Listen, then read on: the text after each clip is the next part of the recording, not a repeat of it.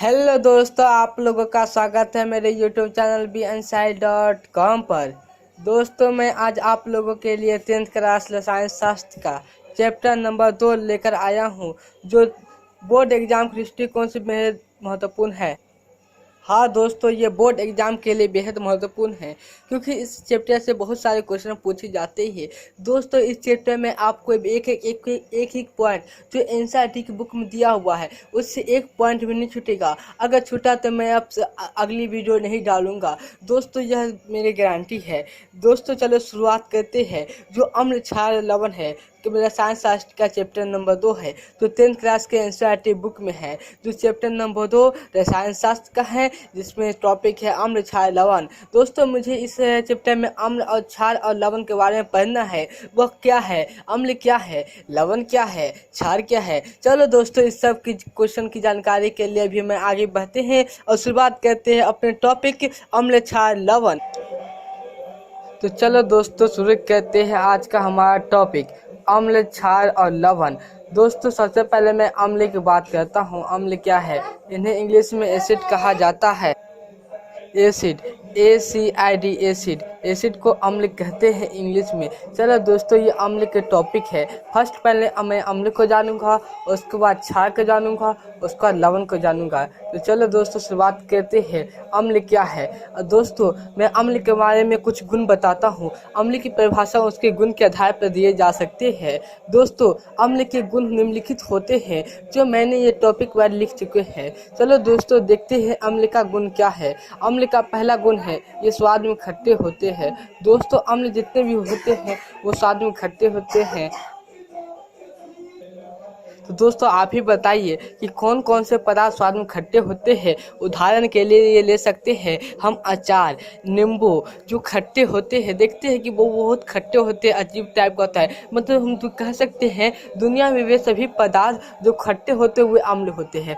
दोस्तों, ये याद करना, इनका एक गुण होता है ये स्वाद में खट्टे होते हैं। दूसरा गुण ये होता है ये नीले लिटमस पत्र को लाल कर देता है। दोस्तों, एक इसमें गुण पाया जाता है। नीले लिटमस पत्र किसे कहते हैं?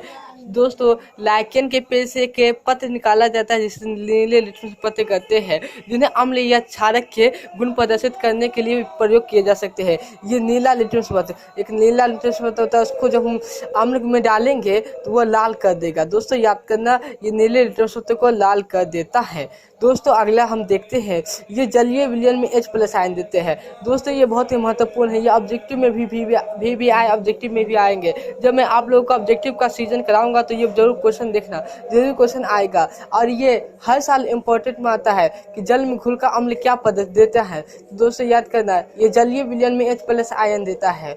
दोस्तों, हम जानते हैं कि जब हम अम्ल को जल में घुलाते हैं तो उसमें से खट्टेपन का स्वाद विद्युत का संचालन करने लगता है, इसलिए यह अम्ल का जलीय विलयन H+ आयन देता है।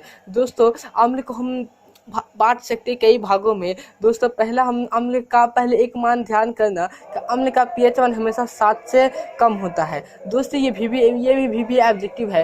अम्ल का pH मान हमेशा 7 से कम होता है। अम्ल दो प्रकार के, मतलब हम ताकत के हिसाब से, जैसे H+ आयन के हिसाब से हम उन दो भागों में बांट सकते हैं कि किस अम्ल के पास कितनी ताकत है। जैसे हम माने कि H हाइड्रोक्लोरिक अम्ल है और एक नींबू का अम्ल है, हम किसको ताकतवर मानेंगे? हाइड्रोक्लोरिक अम्ल ताकतवर है या नींबू का अम्ल ताकतवर है। इसलिए हम दो भागों को बांट देते हैं, ज़्यादा ताकतवर और कम ताकतवर। दोस्तों, हम ज़्यादा ताकतवर को प्रबल अम्ल कहते हैं और कम ताकतवर को कहते हैं दुर्बल अम्ल। जैसे हम उदाहरण के लिए ले सकते हैं, कोई भी आदमी जब लड़ाई करने, कुश्ती करने जाता है तो एक कहता है ये बहुत प्रबल है और एक कहता है ये दुर्बल है, मतलब दुबला पतला है, कहाँ से जीत पाएगा। इसी के आधार पर हमने अम्ल को दो भागों में बांट दिया। दोस्तों, पहला हम प्रबल अम्ल के बारे में जानते हैं। H+ आयन के अधिक होता है। दोस्तों, याद करना कि H+ आयन प्रबल अम्ल अधिक होता है, जिसके कारण यह प्रबल होता है। दोस्तों, कभी कभी सवाल पूछता है कि प्रबल अम्ल प्रबल क्यों होते हैं? क्योंकि इसमें H+ आयन की मात्रा अधिक होता है। दोस्तों, इसका हम अगला बात करें तो इसका pH मान 3.5 से कम होता है। दोस्तों, मैं आप लोगों को यहाँ पर ध्यान दीजिए कि एक ट्रिक बता रहा हूँ। एक ट्रिक है, देखिए अम्ल का pH मान होता है कितना? 0 से लेकर 7 तक होता है। 7 तक होता है ना दोस्तों। ध्यान करना, जब भी अम्ल का प्रबल अम्ल की बात करें तो 3.5 से होगा। 3.5 से जितना भी नीचे कुछ होगा वो परवल अम्ल होगा। और 3.6 से लेकर के 7 तक मतलब 6.9 तक जितना भी होगा वो दुर्बल अम्ल होगा। दोस्तों ये ट्रिक याद करना। सीवन मतलब हर पदार्थ का पीएच मान होता है और जिस पदार्थ का पीएच मान 3.5 तक हो वो हमेशा परवल अम्ल होगा, और जिस पदार्थ का पीएच मान 3.6 से अधिक हो लेकिन 6.9 से कम हो तो वह दुर्बल अम्ल होगा। दोस्तों याद करना। सर दोस्तों एक ऑब्जेक्टिव में सवाल आता रहता है कि सबसे परवल अम्ल कौन सा है, सबसे मतलब ताकतवर अम्ल कौन सा है। तो हम अभी आप ज्ञात कर सकते हैं जिसका पीएच मान 3.5 से कम हो तो वो परवल अम्ल कहलाता है। तो दोस्तों हम क्या मालूम कर सकते हैं सबसे कम किसका हो सकता है, 1 का हो सकता है। सबसे कम 1 का होता सकता है या फिर 0 का। दोस्तों कभी कभी देखते हैं कि आप जानते हैं हाइड्रोक्लोरिक अम्ल, उसका पीएच मान कोई की बुक में दे देता है 1 और कोई की बुक में दे देता है 0। तो दोस्तों बात एक ही है क्योंकि दोनों परवल है और सबसे ज़्यादा परवल है, वो सबसे ज़्यादा ताकतवर है। दोस्तों ध्यान करना, सबसे बड़ा ताकतवर जो अम्ल होता है वो H होता है। H मतलब क्या होता, हाइड्रोक्लोरिक अम्ल होता है। ध्यान करना दोस्तों, सबसे बड़ा ताकतवर अम्ल हाइड्रोक्लोरिक अम्ल होता है। दोस्तों अगला की बात करते हैं, यह जो रूप ये क्या कहते हैं पूर्ण रूप से H+ आयन उत्पन्न करते हैं। ध्यान करना दोस्तों, जो ये क्या कहते हैं परवल अम्ल होते हैं वो पूर्ण रूप से H+ आयन उत्पन्न करते हैं। ये 3 टॉपिक हमेशा याद रखना परवल अम्ल के बारे में। चलो दोस्तों अब हम दुर्बल अम्ल को देख लेते हैं। दुर्बल अम्ल में हमने सबसे पहले पॉइंट दिया है H+ आयन की मात्रा कम होती है। दोस्तों जी परवल अम्ल का अपोजिट दुर्बल अम्ल है। जितना परवल अम्ल है उसका अपोजिट दुर्बल अम्ल है। दोस्तों जब परवल अम्ल की H+ मात्रा की अधिक हुई तो दुर्बल अम्ल में H+ आयन की मात्रा कम होती है और इसका पीएच मान 3.5 से कितना तक होता है मैंने आपको बताया। 3.5 से अधिक मतलब 3.6 से 6.9 तक होता है इसका पीएच मान। और दोस्तों आगे की बात करते हैं, आइए आंशिक रूप से H+ आयन उत्पन्न करते हैं। दोस्तों हम आपने अभी बताया कि परवल अम्ल क्यों होते हैं, क्योंकि उसमें H+ आयन की मात्रा अधिक होती है। अधिक होने के मतलब वो पूरी तरह से H+ आयन प्रदान करते हैं, जबकि दुर्बल अम्ल जो होता है ना पूरी तरह से H+ आयन नहीं प्रदान करता है, इसीलिए इसका मतलब ये दुर्बल अम्ल होता है। चलो दोस्तों हम आगे बात करते हैं। दोस्तों हम अम्ल को एक और भागों में बांट सकते हैं, उसको मात्रा के आधार पर। दोस्तों मात्रा के आधार पर हम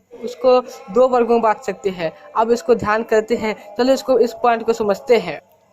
दोस्तों हम मात्रा के आधार पर अम्ल को 2 भागों में बांट सकते हैं। इसे मात्रा के कहो या फिर जल में घुलनशील के मतलब ताकतवर के मतलब अनुसार हम बांट सकते हैं। दोस्तों पहला होता है शांत रम। दोस्तों मैं एक बात बताता हूँ, सबसे पहले एक बात ध्यान करिए। हम एक जल है मतलब एक कोठी इसमें जल ले लिए, दोस्तों जल ले लिए, इसमें हम H+ आयन मतलब हाइड्रोक्लोरिक अम्ल डालते हैं। मान लो इसमें हम जितना अगर मान लें 1 लीटर हाइड्रोक्लोरिक अम्ल लिया और हम मान लेते 1 लीटर 2 लीटर पानी लिया, तो ये किस कैटेगरी का होगा, इसमें अम्ल की मात्रा कम है लेकिन पानी की मात्रा अधिक है, तो यह अम्ल किस कैटेगरी का होगा। दोस्तों हम ध्यान करते हैं, अम्ल की मात्रा कम और जल की मात्रा अधिक को हम तनु अम्ल कहते हैं। तनु अम्ल जानते हैं दोस्तों, जिसमें अम्ल की मात्रा कम हो उसे तनु और जल की मात्रा अधिक हो उसे हम तनु अम्ल कहते हैं। लेकिन जब हम जल की मात्रा कम हो और अम्ल की मात्रा अधिक हो तो उसे हम सांद्र अम्ल कहते हैं। दोस्तों याद रखना, जब जल की मात्रा कम हो और अम्ल की मात्रा अधिक हो तो उसे हम सांद्र अम्ल कहते हैं। इसी पॉइंट को दिया गया है, सांद्र अम्ल की तीर का निशान लगा कर दिया गया है। अम्ल अधिक और जल की मात्रा कम में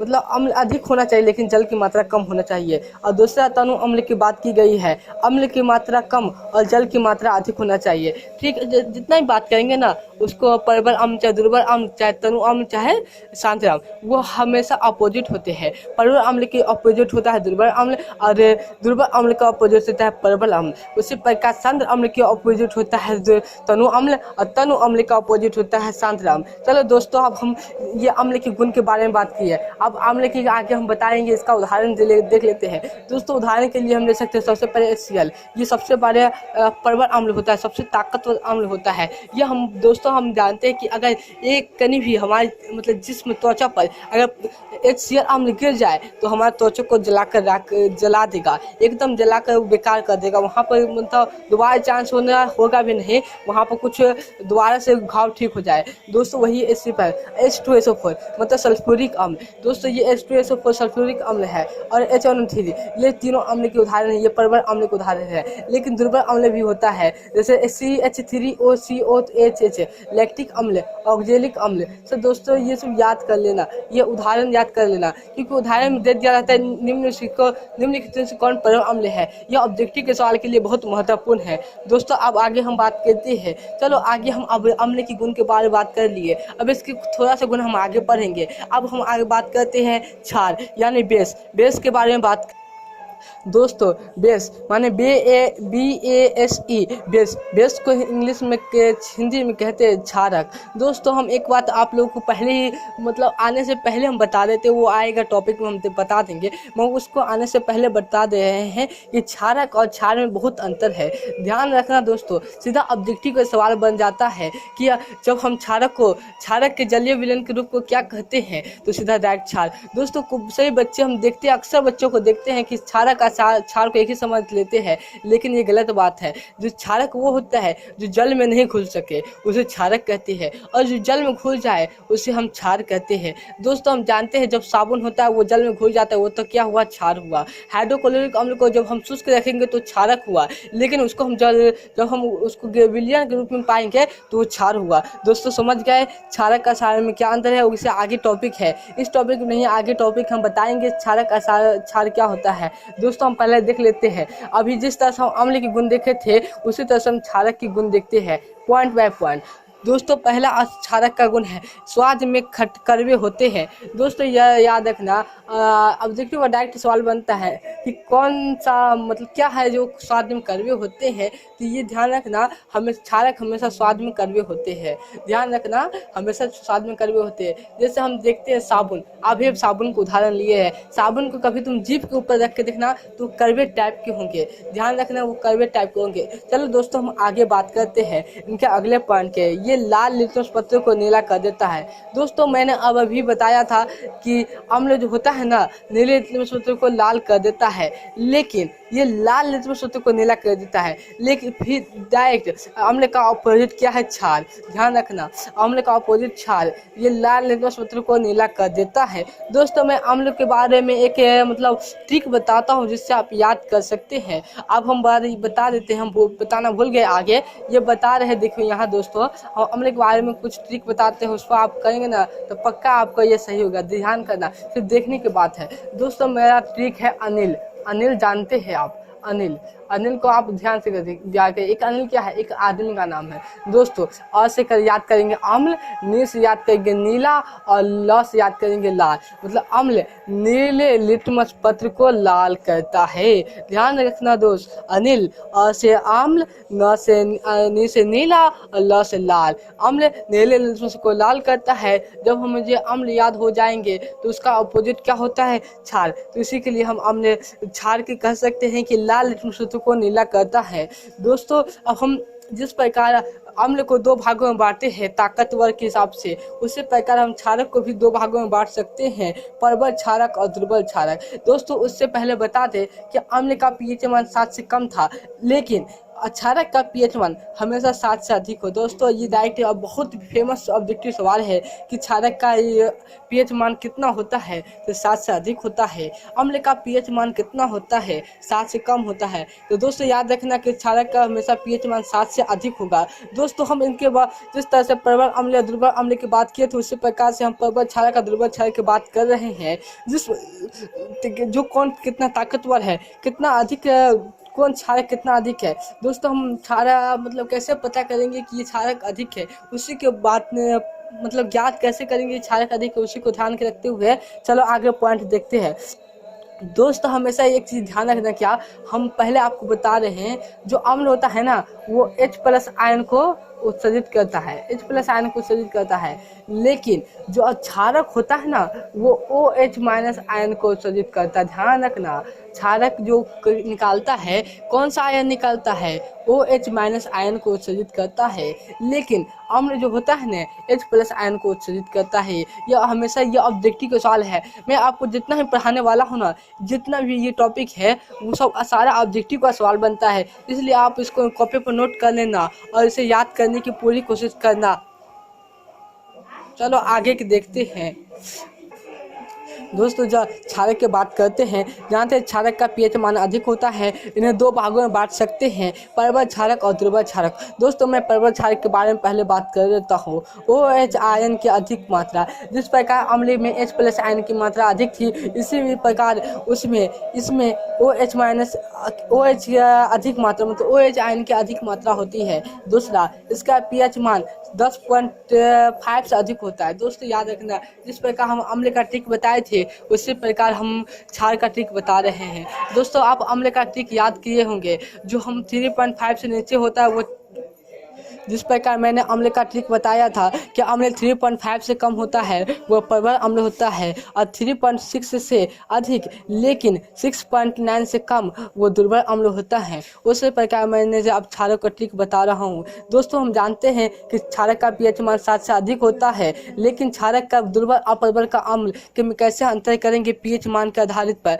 उसे हम ज्ञात करते हैं। दोस्तों याद रखना, जब भी किसी भी क्षारक का पीएच मान 10.5 से कम हो तो वह हमेशा प्रबल क्षारक होगा, और किसी भी पीएच क्षारक का पीएच मान 10.6 से अधिक लेकिन 14 तक तो ही होता है, 14 से अधिक तो होता ही नहीं किसी का पीएच मान। तो आप याद कर सकते हैं कि 10.6 से अधिक जिसका भी पीएच मान होता है वो प्रबल क्षारक होता है, और जिसका भी 10.5 से नीचे होता है वो दुर्बल क्षारक होता है, हमेशा याद रखना। चलो दोस्तों इसी के यहाँ पे लिख चुके हैं, पीएच मान अधिक 10.5 मतलब पीएच मान क्या होता है, इसका अधिक होता है मतलब इसका 10.5 होता है। दोस्तों आगे के बात करते हैं, पूर्ण रूप से OH आयन की उत्पन्न करते हैं। दोस्तों याद रखना, जो हम जिस प्रकार अम्ल H+ आयन की मतलब निकालते थे, उसी प्रकार ये OH आयन की याद करते हैं, ये मैं पहले बता चुका हूँ। दोस्तों अब हम बात कर लेते हैं दुर्बल क्षारक की बात। देख लो, दुर्बल क्षारक OH की मात्रा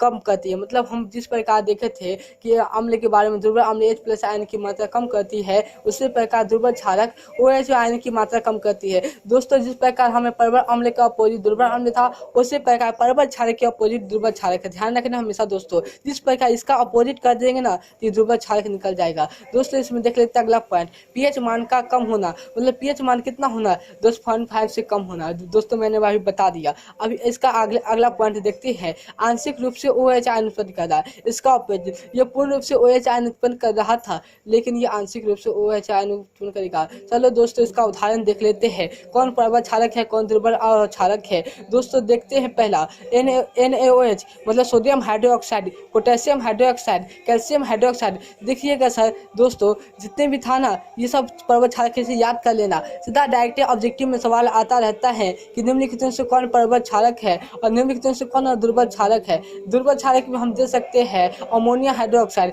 दोस्तों अमोनिया हाइड्रोक्साइड एक दुर्बल क्षारक है। दोस्तों आगे की बात कर लेते हैं, अब जिस प्रकार हमने